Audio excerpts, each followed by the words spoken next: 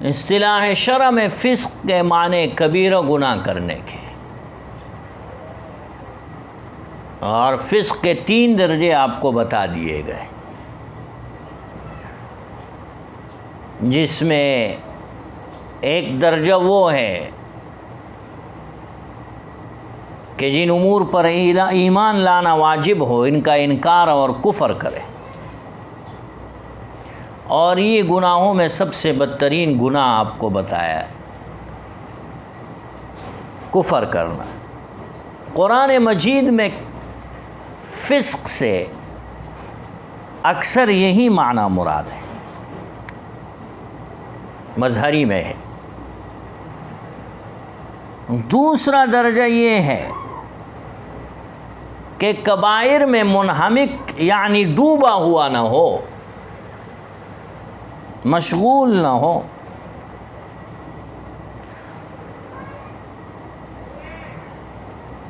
اور تیسرا معاصی کو برا سمجھتا ہو، صغیرہ پر اصرار کرتا ہے لیکن معاصی کو برا سمجھتا ہو۔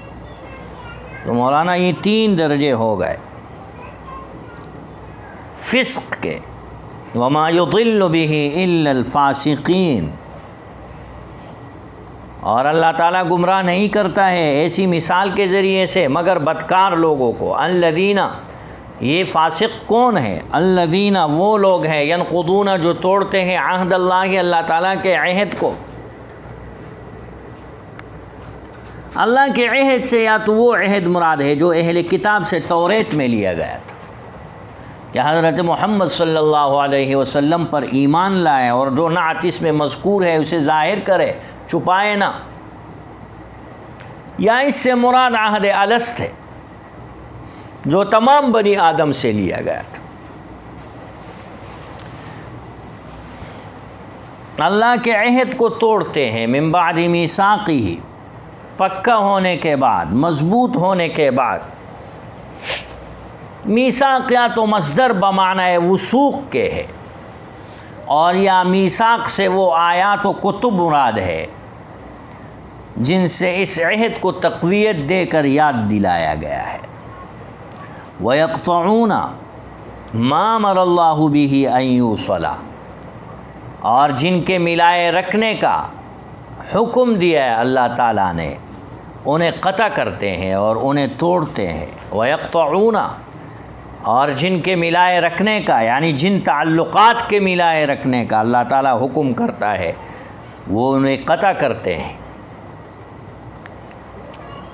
ان کو حکم دیا جاتا ہے کہ تمام انبیاء اکرام علیہم الصلوات والتسلیمات کے ساتھ رشتہ ایمان ملایا جائے، مگر وہ اس حکم کو مانتے نہیں ہیں، اس حکم کو توڑتے ہیں، اور حکم یہ دیا جاتا ہے کہ یوں کہو لا نفرق بین احد من رسلہ، کہ ہم فرق نہیں کرتے پیغمبروں میں۔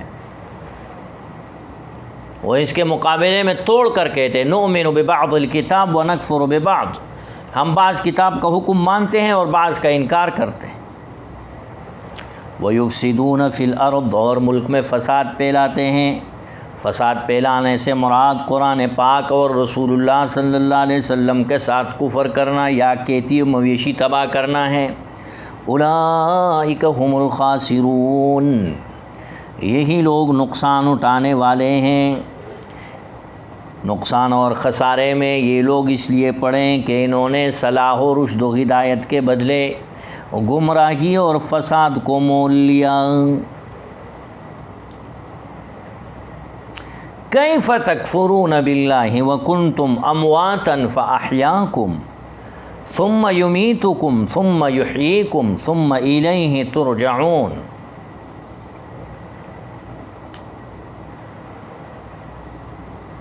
اللہ تعالیٰ نے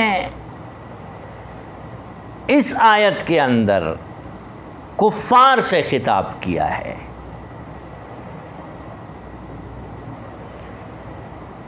کہ کفار جو کفر اور سرکشی کر رہے ہیں وہ کسی طرح بھی روا اور جائز نہیں ہے کہ یہ لوگ کفر کرے، سرکشی کرے، بغاوت کرے، منکرین بن جائے۔ کسی طرح بھی جائز نہیں ہے. یہ کچھ بھی نہیں تھے. اللہ تعالیٰ نے ان کو جلا بخشی، اللہ تعالیٰ نے ان کو زندگی بخشی، پھر اس کے بعد مرنا بھی اللہ کے حکم سے، اس کے بعد دوبارہ اٹھنا بھی اللہ کے حکم سے، پھر اللہ کی طرف لوٹ کر جانا. یہ سب چیزیں صاف صاف پتہ دے رہی ہے کہ ایسے قادر، ایسے رحیم کریم مالک الملک پر ایمان لانا ضروری اور واجب ہے، اور کفران نعمت کسی طرح اور کسی حال میں بھی زیبا نہیں. کیف تکفرون باللہ وکنتم امواتا فاحیاکم،